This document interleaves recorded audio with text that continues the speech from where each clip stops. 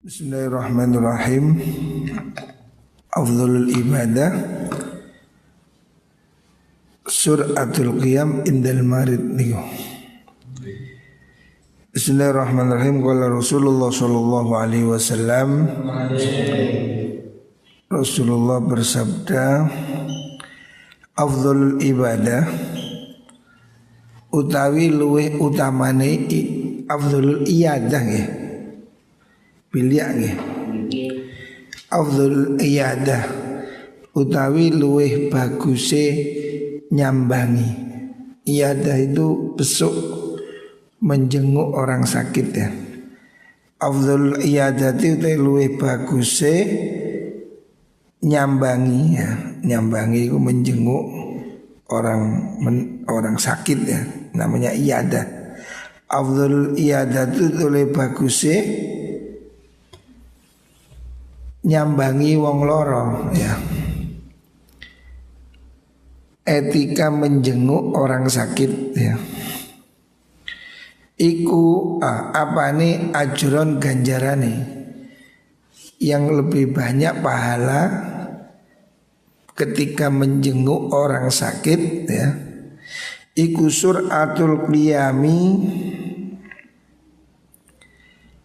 enggal-enggale ngadeg jumeneng min indil maridi saking ngersane wong kang loro. Maksudnya Rasulullah sallallahu alaihi wasallam mengajarkan kalau menjenguk orang sakit itu jangan berlama-lama ya. Jangan lama-lama kalau menjenguk orang sakit. Hendaknya sejenak saja. Yang penting sudah ketemu, didoakan sudah ya. Jangan menjenguk orang sakit ngobrol alor ngidul, orangnya kebelet pipis. Orang sakit ini kan mungkin ada keluhan-keluhan ya.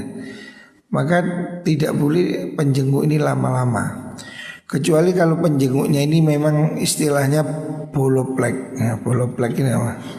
Teman baik. Kecuali kalau dia ini memang teman baik dibutuhkan untuk memberi hiburan, tidak apa-apa. Tapi kalau bagi orang biasa menjenguk itu cukup sebentar ya. Jangan terus lama-lama. Karena orang yang sakit ini mungkin perlu istirahat, perlu perawatan. Jangan terlalu lama ya. Ini etikanya menjenguk orang sakit ya. Jangan terlalu lama supaya dia tidak capean ya. Makanya di rumah sakit kadang ada aturan tidak boleh dijenguk. Maksudnya supaya dia istirahat ya. Apalagi kalau yang jenguk ini meten-meteni. Oh, lu kok ngene bahaya ya. Lu tonggoku ngene wingi mati. Ya tambah stres. Rawahu Dailami. Afdhalul fadhaili utawi utamani pira-pira keutamaan. Maksudnya afdhalul fadhail ini hal yang paling utama dari berbagai hal yang utama ya. Iku antasila yento nyambung sira man ing wong qata'aka kang megot sapa man ka ing sira. Ibadah terbaik itu di antara yang terbaik ya. Fadhail itu jamaknya fadilah. Jadi ada beberapa pekerjaan yang baik, tapi yang terbaik lagi itu antasila man qata'aka. Antasila yento nyambung sira man ing wong qata'aka kang medhot sapa man ka ing sira. Hendaknya kamu menyambung orang yang memutus hubungan ya. Artinya orang yang sudah tidak nyapa supaya disapa ya. Ini disebut dengan makarimul akhlak ya. Hadis lain mengatakan ini adalah makarimul akhlak. Artinya akhlak tertinggi ya. Itu pada 4 hal ini ya. Di antaranya menyambung orang yang memutuskan hubungan. Nah, ini berat sekali kan. Kita ini kan secara naluri biasanya kalau ada orang musuhi kan membalas, konfrontasi. Nah, yang terbaik itu jangan melayani ya. Kalau ada orang tidak nyapa, sapalah ya. Sambunglah orang yang memutus. Makanya disebut dengan silaturahim. Sila itu menyambung. Kalau membalas itu bukan silaturahim. Umpamanya ada orang datang ke rumahmu, kamu balas, itu namanya nyaur ya. Ada orang ater-ater terus kamu balas, itu belum silaturahim, itu membalas atau mengimbangi ya. Kata Rasulullah SAW, laisal wasil bil mukafi. Yang disebut menyambung itu bukan membalas ya. Tapi wasil itu man idza quti'at rahimuhu wasolaha. Orang yang ketika diputus hubungan dia sambung. Lah itu namanya wasil, nyambung ya. Wa tu'ti man haramak. Yang kedua wa tu'ti lan aweh sira man ing wong haramaka kang ngaling-alingi sapa man ka ing sira. Memberi orang yang tidak memberi ya. Kalau memberi orang yang memberi itu otomatis ya kan. Kamu diberi balas memberi itu biasa. Nah, itu kesantunan yang biasa. Tetapi yang lebih hebat ketika kamu memberi orang yang tidak mau memberi ya. Tetangga yang tidak pernah teratur dianteri ya. Teman yang tidak pernah memberi diberi. Ini keluhurannya. Ini namanya makarimul akhlak. Watas fahulan ngapura sira aman saking wong zalamaka kang zalim sapa man ka ing sira. Mengampuni orang yang berbuat zalim kepadamu. Ini berat juga. Manusia ini nalurinya ini sukanya kalau dipukul ya balas memukul. Tetapi itu bukan akhlak ya. Kucing pun bisa ya. Kucing kamu sakiti menggigit itu normal ya. Tetapi yang lebih tinggi itu ketika kamu tidak membalas kejahatan dengan kejahatan. Ini yang disebut Al-Quran sebagai idfa billati hiya ahsan. Balaslah dengan yang lebih baik ya. Nah kalau orang itu merengut kamu merengut itu ya imbang sudah. Itu tidak ada kebaikannya. Tadi kebaikan itu kalau ada orang merengut kamu tersenyum, lah itu baru ya. Ada orang melotot kamu tertawa, lah itu baru ya. Dan kalau kamu bisa begitu pasti tidak jadi bertengkar.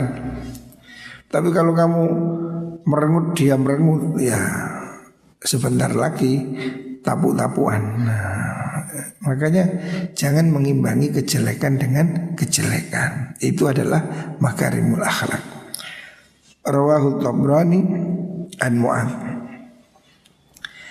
Al-afdhalul a'mal utai luwih bagusi pira-pira amal. Amalan terbaik ba'dal imani in dalam sausi iman billahi kelan Allah. Setelah iman pada Allah, apa perbuatan yang terbaik? At-tawaddudu iku asi-asian. Maksudnya asi-asian itu berlemah lembut, saling mencintai itu. Ilan nasi maring menungso ya. Ini juga bagian dari makarimul akhlak ya. Dan ini yang diajarkan oleh Rasulullah SAW. Hendaknya menanggapi orang lain dengan yang terbaik gitu loh. Pokoknya ada orang ngomong ya jawablah dengan yang enak ya. Jangan ketus, jangan apa. Ada orang itu memang pembawaannya itu ketus. Jadi ngomong sak ngomong itu pedes ya. Itu kebiasaan buruk. Hendaknya kamu jadilah orang yang menyenangkan. Tahabbub tawaddud ilan nas. Artinya menebarkan kasih sayang ya. Hendaklah kamu jadi orang yang menyenangkan. Dimanapun orang ini kalau menyenangkan pasti disukai orang. Sesuatu jadi mahal itu karena menyenangkan ya. Kamu lihat ikan koi. Kemarin ikan koi saya sak kolam mati kabeh. Ikan koi ini mahal karena menyenangkan, lembut, obah ini berwibawa. Mahal. Ikan koi ini 1 ekor 2 juta, 5 juta, 100 juta. Karena warnanya bagus dan kegerakannya itu menyenangkan gitu. Apalagi ikan arwana mahal. Ikan arwana itu bisa 50 juta, 100 juta. Bayi aja sudah mahal. Karena dia itu menyenangkan gitu. Sesuatu yang menyenangkan itu mahal. Nah, telan diwak mujair murah, kecemuk kalau kaya iblis. Gerakannya itu nggak ada eksotisnya gitu loh. Ya sama bedanya kucing dengan anjing itu, atau anjing dengan kambing. Sama-sama besar. Sama-sama besar.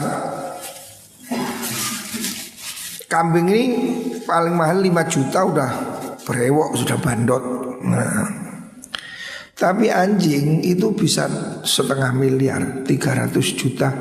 Saya punya teman di Pandaan itu punya peternakan anjing, orang Cina itu. Anjing itu mahal sekali. Karena apa?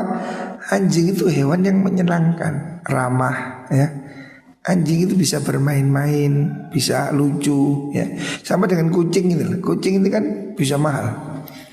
Ada orang punya kucing yang bagus-bagus itu, bukan yang rembes. Kucing ini ada yang harganya 30 juta, 50 juta. Sebenarnya kucingnya kuya-kuya itu lah. Mahal. Karena apa?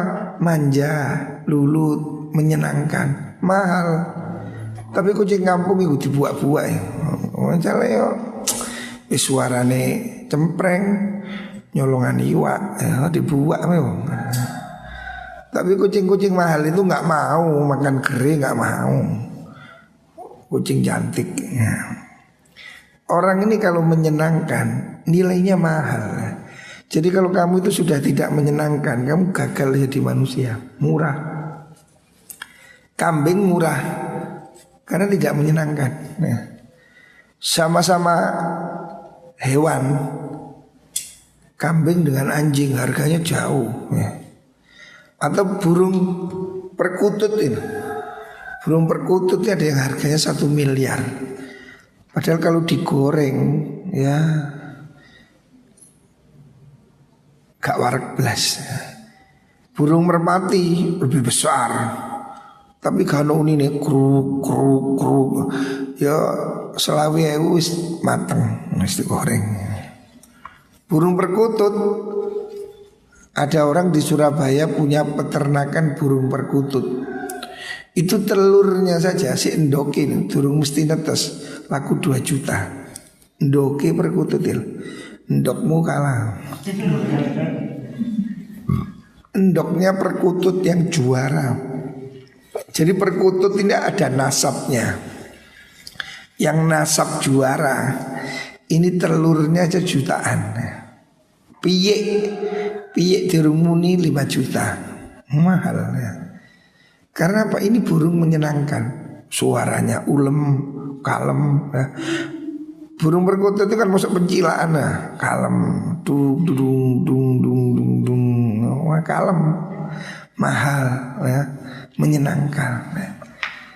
Pokoknya kalau kamu ini tidak menyenangkan ya, kelakuannya selintutan, omongi mencelak-mencelek, orang mesti tidak senang ya. Sekali orang tidak percaya sulit untuk dikembalikan. Percayaan itu mahal.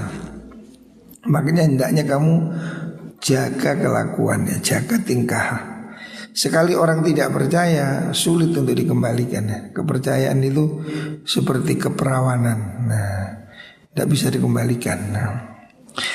Afdhalul mu'minina utawi luwih baguse pira-pira wong mukmin apa nih Islaman Islami ya. Orang yang Islamnya paling baik itu tidak diukur dari berapa meter jenggotnya, berapa cingkang celananya. Ukurannya bukan itu. Simbol yang ditentukan Rasulullah SAW untuk mengukur kehebatan Islam seseorang iku man wong salima kang selamat sapa al muslimuna pira-pira wong Islam min lisanihi saking lisane man wa yadihi lan tangane man. Jadi orang muslim terbaik itu orang yang bisa jaga mulut dan jaga tangannya. Artinya dia bisa menjaga ucapan dan perbuatan. Ini orang muslim terbaik. Tidak peduli profesinya apa. Bukan soal kiai, bukan soal kuli. Orang mukmin terbaik itu, orang Islam terbaik itu orang yang tidak menyakiti orang lain, gitu loh. Man salimal muslimuna min lisanihi wa yadihi. Orang yang mulutnya dan tangannya, tangan itu mewakili perbuatan. Orang yang tangannya, perbuatannya tidak menyakiti orang lain. Begitu juga mulutnya. Kenapa mulutnya didahulukan? Min lisanihi wa yadihi. Sebab luka karena mulut ini lebih menyakitkan. Luka karena pedang bisa diobati, tapi luka karena lisan bisa tidak terlupakan ya sampai mati. Orang kalau tersinggung itu bisa bertahun-tahun. Tapi kalau orang terpukul ya seminggu mungkin sudah sembuh ya. Makanya yang lebih penting jaga mulutmu. Yang kedua jaga perbuatanmu. Wa afdhalul mu'minina lan utai luwih utamane wong mukmin, orang mukmin yang paling afdhal terbaik apa nih imanan imani. Orang imannya terbaik itu siapa? Ahsanuhum iku luwih baguse sinten iku wau mukminin. Apa nih luwih baguse khuluqan akhlaki ya. Orang mukmin terbaik itu orang yang akhlaknya paling bagus ya. Perbuatannya bagus ya. Dan tadi akhlak yang bagus tadi itu menyambung hubungan, memaafkan, memberi ya. Itu kunci dari makarimul akhlaknya. Ahsanum khuluqan itu ya pemaaf ya. Itu diantara dari makarimul akhlak. Memaafkan, suka memberi, suka menyambung hubungan, itu akhlaknya. Wa afdhalul muhajirina utawi luwih bagusi pira-pira wong kang hijrah. Kan sekarang ini ada hijrah, tren hijrah. Asale buka-bukaan terus jilbaban, hijrah. Hijrah itu adalah man wong hajaro kang ninggal sapa man ninggal ma ing perkara nahallahu kang nyegah sapa Allah anhu saking man. Hijrah yang terbaik itu hijrah dari hal-hal yang dilarang Allah ya. Makanya hijrah itu meninggalkan kehidupan yang buruk, berpindah pada kehidupan yang lebih baik. Itu hijrah ya. Meninggalkan keharuman ya. Termasuk kalau hati ya meninggalkan hawa nafsu ya. Walaupun penampilannya sudah berukut, tapi kalau nafsunya masih liar ya tidak bisa. Hijrah itu ya dengan hati dan perbuatan. Wa afdhalul jihad itu lebih bagus jihad. Jihad yang terbaik iku man wong jahada kang jihad sapa man berjuang ngalahaken jihad nafsahu ing awak dhewe man nafsune man fillahi ing dalam krono Allah azza wa jalla. Jadi jihad yang terberat itu bukan jihad melawan musuh ya. Jihad yang terbesar itu jihad mengalahkan hawa nafsu ya. Jihad mengalahkan diri sendiri. Jihad mengalahkan orang lain lebih mudah ya. Tapi jihad yang terbesar itu jihad mengalahkan hawa nafsu ya. Jihad mengalahkan dirinya sendiri. Walladzina jahadu fina lanahdiyannahum subulana ya. Jadi orang itu harus ada perjuangan untuk mengalahkan ego, mengalahkan nafsunya ya. Makanya kamu harus berubah ya. Ramadan ini kalahkan syahwat setan gepeng handphonemu.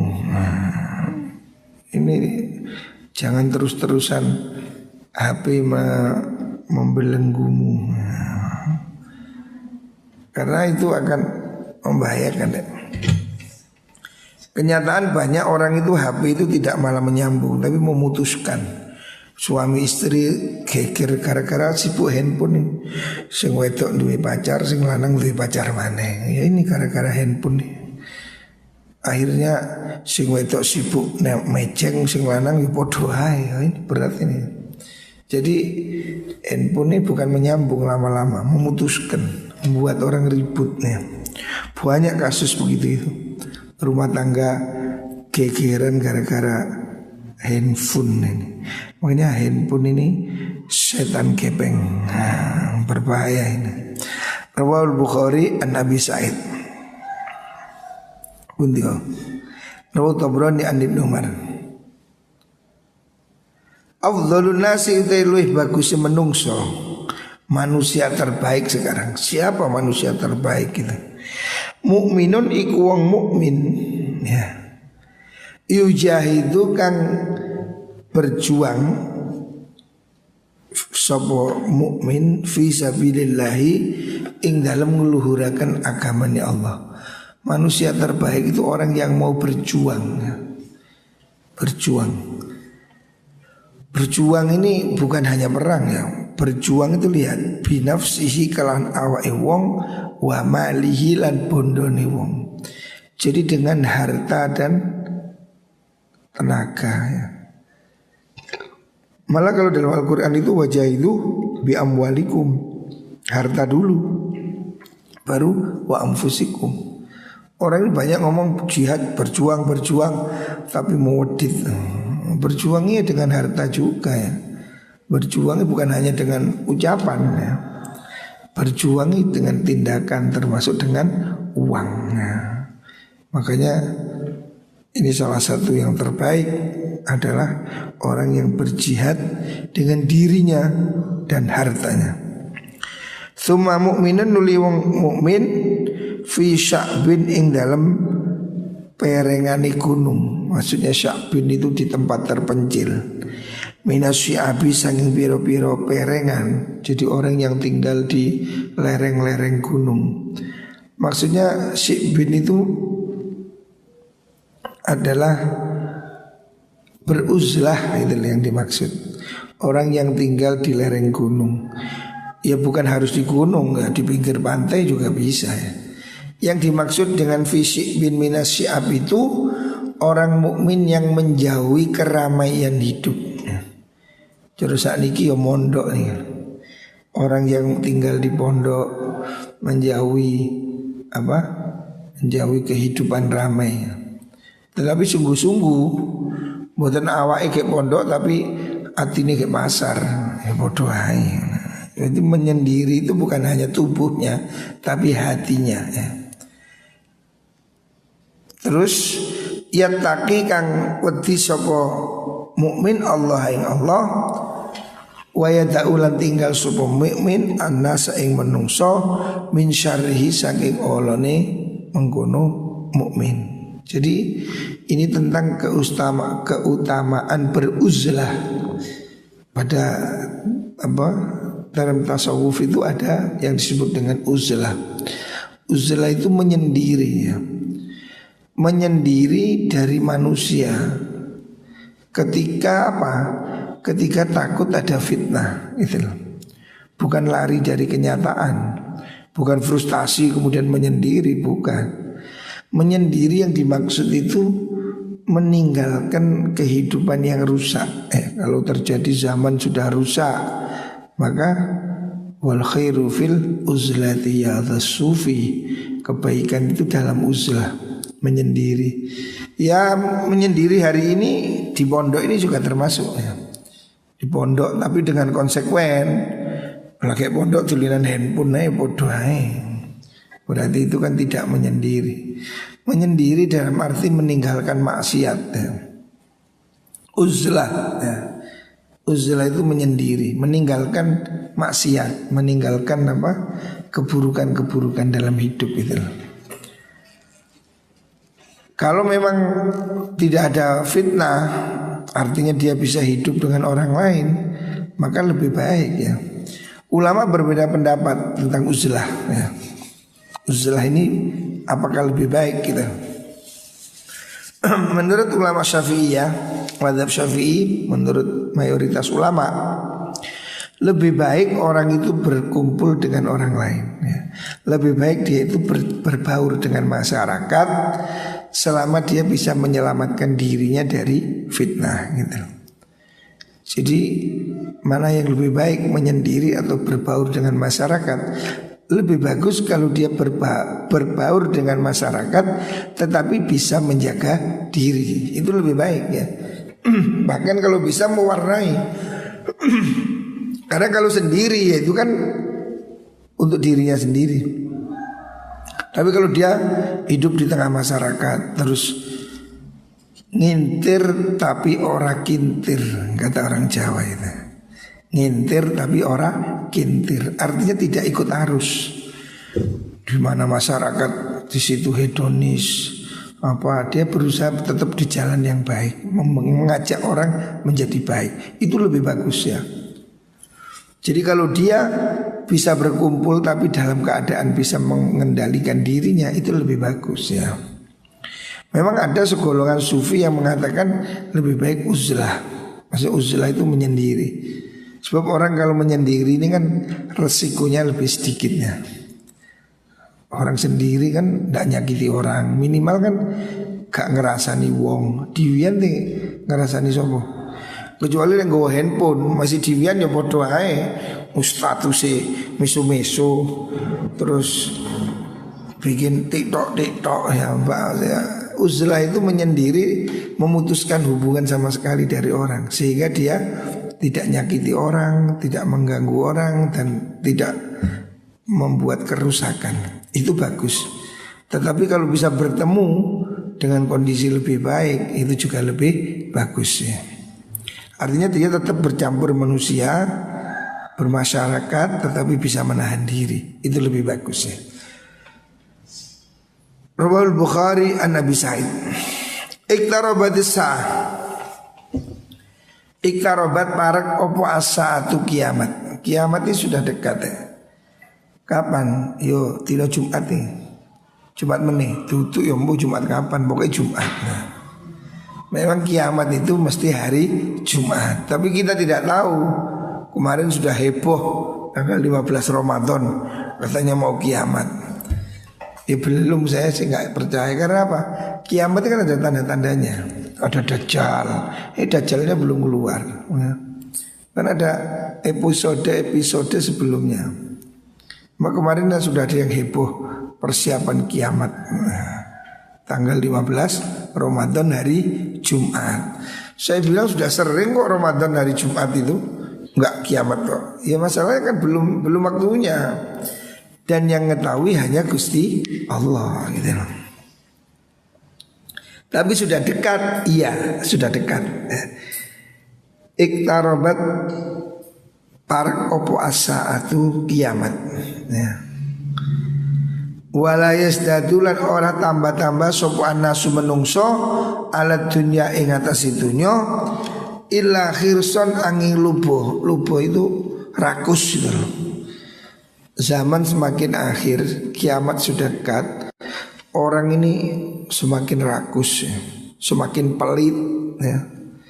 Terus semakin ya semakin rakus, semakin materialis itu.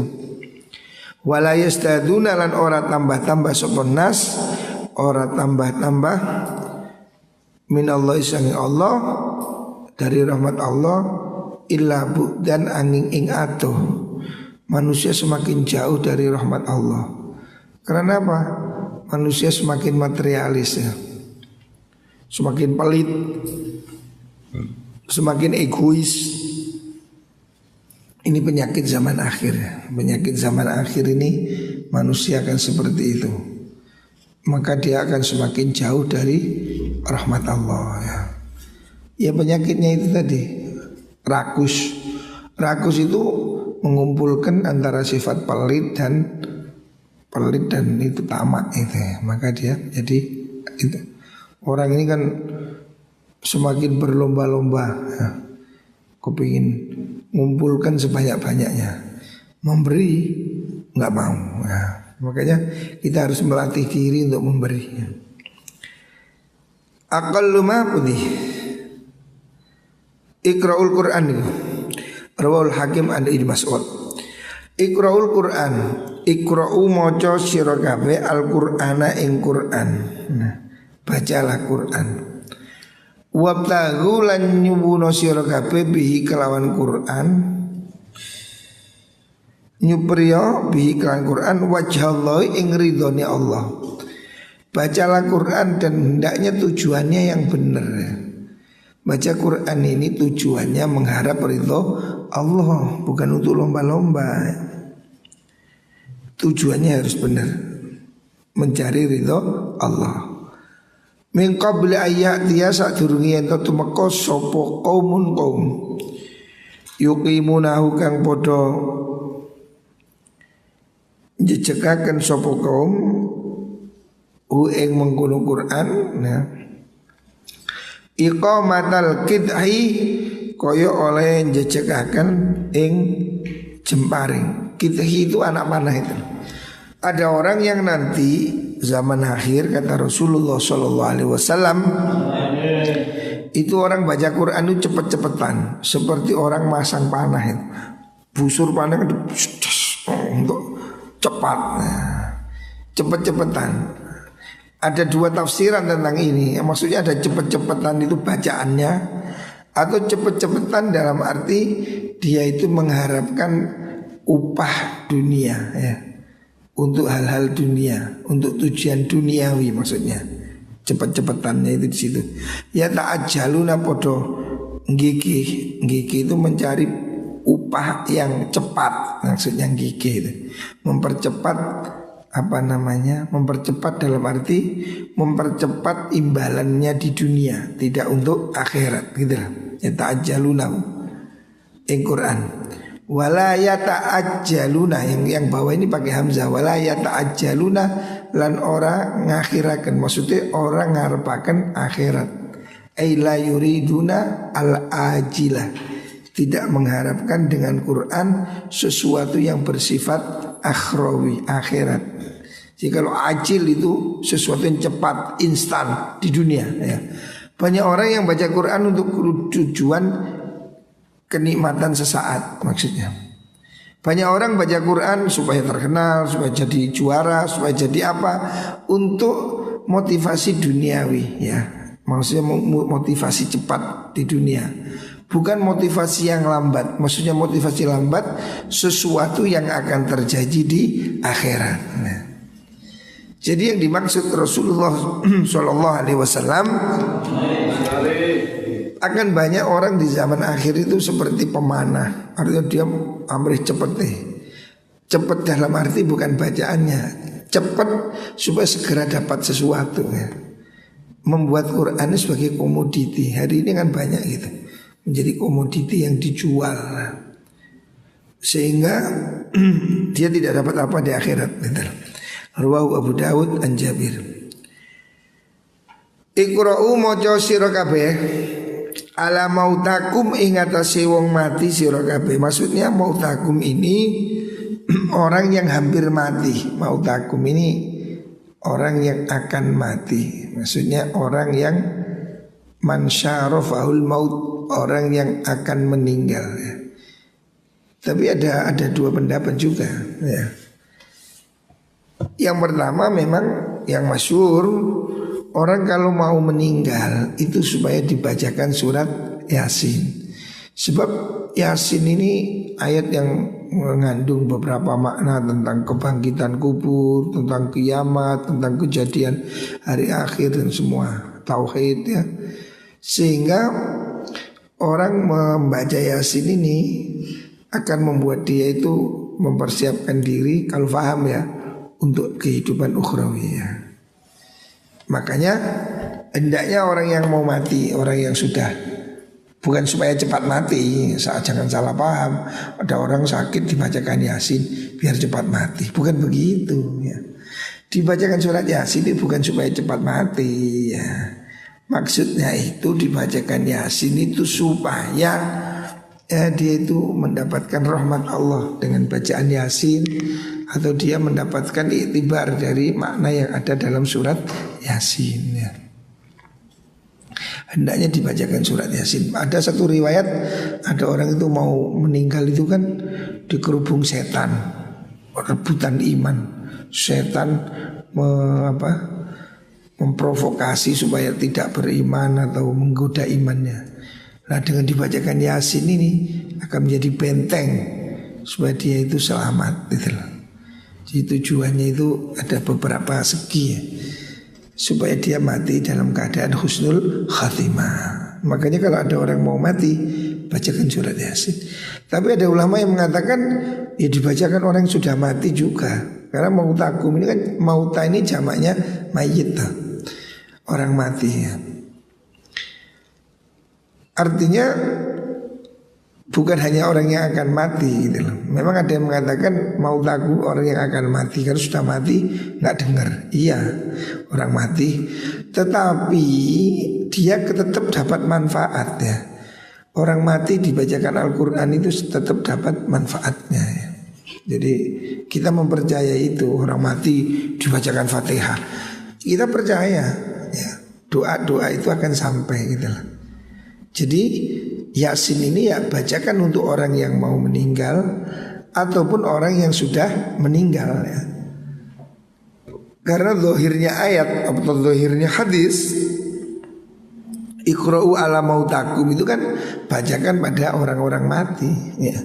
Ya orang mati juga perlu dibacakan. Makanya biasanya tahlil baca surat Yasin ya. Itu bagus. Artinya orang belum mati dibacakan Yasin, sudah mati pun juga dibacakan Yasin ya.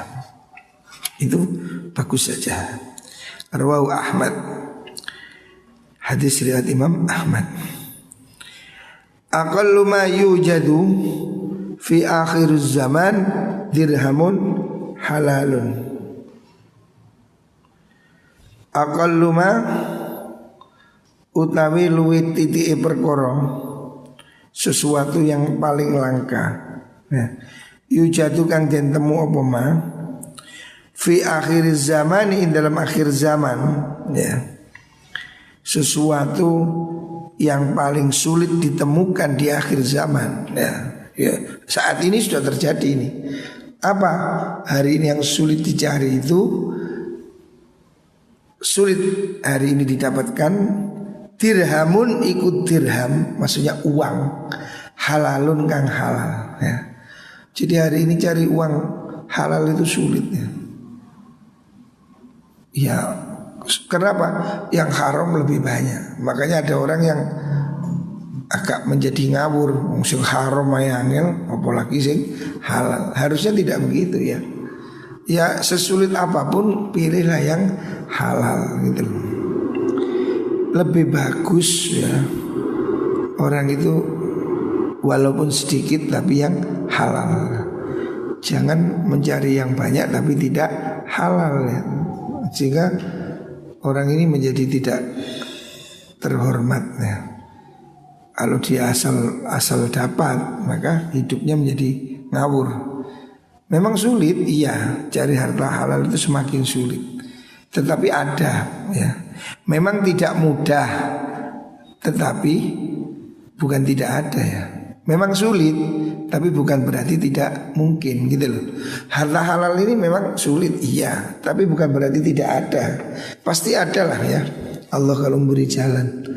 Makanya usahakan lahir batin ya. Bekerja ini tidak bisa hanya dengan tenaga, dengan zahir, tapi juga perlu ikhtiar batin. Karena sesungguhnya yang memberi rizki itu hanyalah Gusti Allah ya. Pekerjaannya bisa ditiru, bakul bakso, bakul soto, semua bisa ditiru, tapi rezekinya tidak sama ya. Makanya berusahalah kita mencari yang halal. Memang tidak mudah ya, tetapi bukan berarti tidak ada. Sulit iya. Au akhun utawa sedulur yusaku kang kena den percaya sapa bihi cari teman yang bisa dipercaya ini juga sulit ya. Dua hal ini sulit di akhir zaman. Ada dua perkara yang sulit di akhir zaman. Artinya sedikit sekali ya.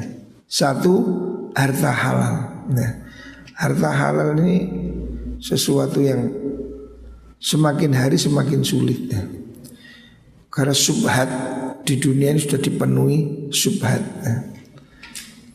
Abu-abu halal haram menjadi banyak orang yang bingung. Tetapi kewajiban kita tetap cari yang halal, walaupun itu susah ya. Carilah yang halal. Yang kedua, cari teman setia. Itu sulit. Teman yang bisa dipercaya, teman yang betul-betul setia itu loh. Sulit ya. Banyak teman di meja makan, kata Bang Haji Umairama. Banyak teman di meja makan ya. Tapi di pintu penjara tidak ada. Nanti orang itu kalau susah, cari teman ini susah. Tapi kalau teman senang banyak. Kalau kamu punya duit, sing kate ngampung akeh. Tapi kalau kamu melarat,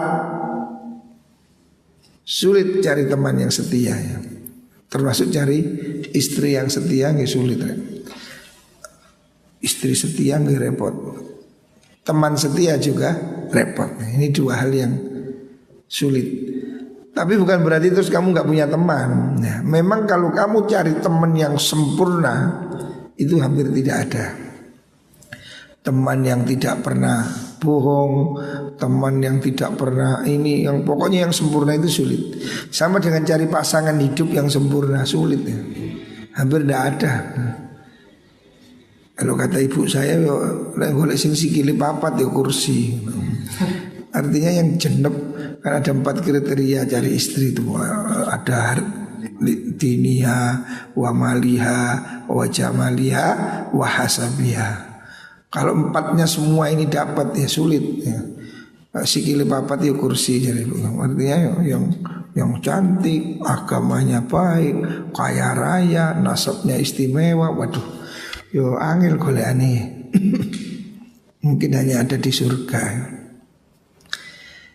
Mencari wanita solihah susah ya. Tetapi bukan berarti terus kamu gak menikah. Ya carilah ya. Memang tidak ada yang sempurna, tapi kamu bisa untuk saling menyempurnakan ya. Tapi kan indikatornya ada gitu. Indikator wanita baik-baik ya. Hati-hati ya. Kalau kamu salah memilih, itu kamu akan kesulitan selamanya. Orang ini kalau pasangannya salah, itu hidupnya menjadi susah. Orang ini belum kelihatan enak tidak enak sebelum menikah. Sebelum menikah orang ini kadang ya hebat, tapi setelah menikah bisa berubah ya. Istilahnya kalau nahwu itu amilnya itu loh. Zaitun kalau belum ada amil ya belum bisa dinilai.